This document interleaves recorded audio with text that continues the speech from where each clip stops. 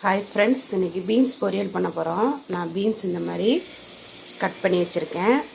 ஒரு அரை ஸ்பூன் கடுகு, ஒரு அரை ஸ்பூன் சீரகம், கொஞ்சம் கருவேப்பிலை, கொஞ்சம் ஒரு காஞ்ச மிளகாய். இப்போ எப்படி செய்கிறதுன்னு பார்ப்போம். சட்டி சூடாயிடுச்சு. தேவையான அளவு எண்ணெய் சேர்த்துக்குவோம்.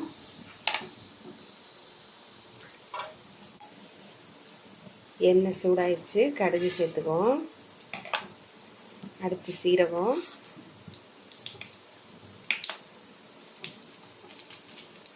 காஞ்ச மிளகாயும் சேர்த்தாச்சு. அடுத்து கட் பண்ணி வச்சுருக்க பீன்ஸ் எல்லாம் சேர்த்துக்கலாம். கருவேப்பிலை இதோட சேர்த்துக்குவோம். இப்போ உப்பு சேர்த்துக்குவோம். தேவையான அளவு உப்பு சேர்த்துக்கோங்க.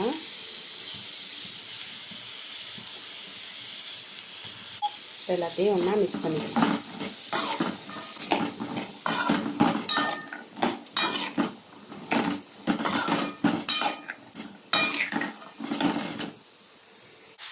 தண்ணி எதுவுமே சேர்க்கலை. அப்படியே ஒரு 10 நிமிஷம் வேக வைப்போம்.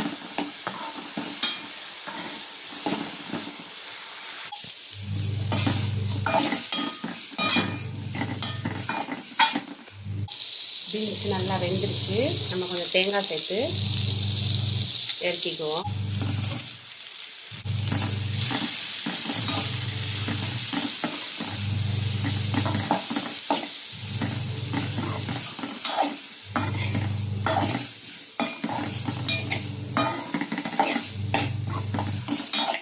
அவ்வளோதான், பீன்ஸ் பொரியல் ரெடி ஆகிடுச்சு. இது மாதிரி நீங்களும் செஞ்சு பாருங்கள். செஞ்சு பார்த்துட்டு எப்படி இருக்குன்னு பாருங்கள்.